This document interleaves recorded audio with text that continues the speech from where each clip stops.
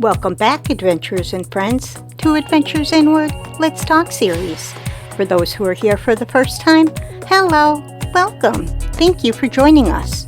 Just a reminder to hit that like button and be sure to subscribe. It's free. Don't forget to click the notification bell if you would like to know when I post new videos. This is going to be a 3-part series encompassing surviving a suicide attempt, breaking it down as Part 1, the aftermath of attempted suicide.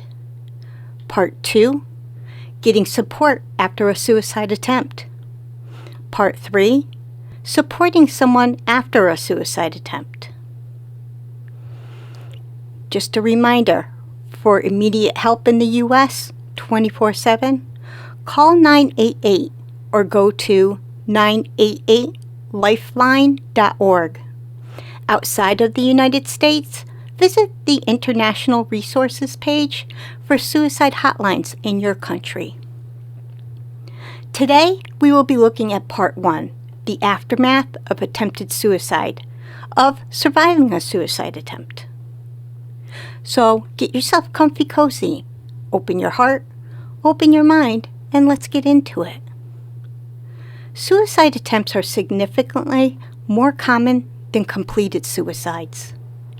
In 2019, for example, the CDC reported that in the U.S., there were 47,500 completed suicides compared to 1.4 million attempts.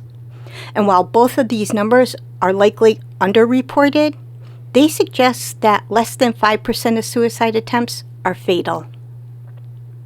Those who attempt suicide and survive often require significant support afterward and should seek mental health care if they are available.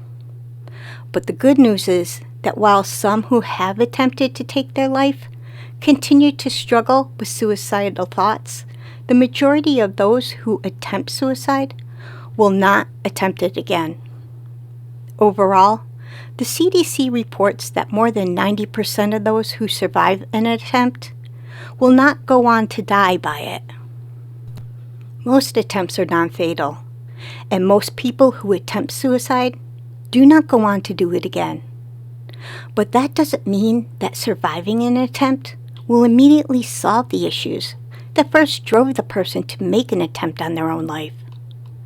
Understanding the potential emotional aftermath of an attempted suicide and being aware that anyone who attempted suicide once may still be at risk is necessary for helping survivors get mentally well and protecting them from future harm.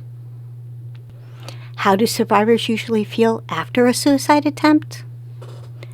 The emotions that follow a suicide attempt can vary widely, from relief and hopefulness to sadness, anger, or even regret. Some suicide survivors report feeling immediate second thoughts after the attempt, followed by an intense feeling of relief when they realized they'd survived. Some feel as if they've been given a new lease on life and are able to return to their lives with a greater sense of purpose and gratitude. Others report feeling as if a burden has been lifted, especially if they had been keeping their mental health challenges or suicidal thoughts secret from their loved ones, or as if they'd been snapped out of their despair. But sadly, such feelings aren't universal. Some who survive a suicide attempt report feeling disappointed, ashamed, empty, or even more depressed than they were before. Although some evidence suggests that such negative feelings will dissipate for the majority of suicide attempt survivors, they should be heeded if present, as they may indicate that the individual is still at risk of suicidal thoughts or future suicidal behaviors. While anyone who has attempted suicide should seek mental health care in the immediate aftermath, it is especially imperative for those who continue to feel predominantly negative or who are having thoughts of a future attempt. Are people who survived a suicide attempt still at risk? They can be. While many people who attempted suicide go on to live happy, fulfilling lives, previous suicide attempts are known risk factors for future attempts. Thus, it's important for anyone who has attempted suicide in the past, and their loved ones, to pay attention to their mental well-being and seek immediate help when thoughts of suicide resurface. How many suicide attempts survivors attempt suicide again at a later time?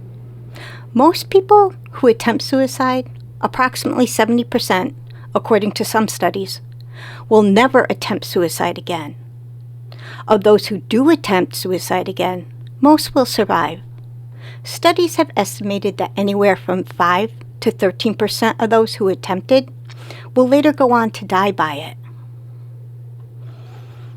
What can be done to better the lives of suicide attempts survivors? Despite the relative prevalence of non-fatal suicide attempts, survivors are often left out of conversations around suicide, and their well-being post-attempt has not been the subject of a significant amount of research. In order to improve the lives of suicide attempt survivors and to reduce the risk of later death by suicide, researchers suggest an increased focus on their mental state after an attempt, with a particular focus on identifying the factors that promote well-being and resilience. Important, too, is a different understanding of what differentiates those who go on to attempt again and those who don't, along with the emotional and social strategies that can best help individuals cope.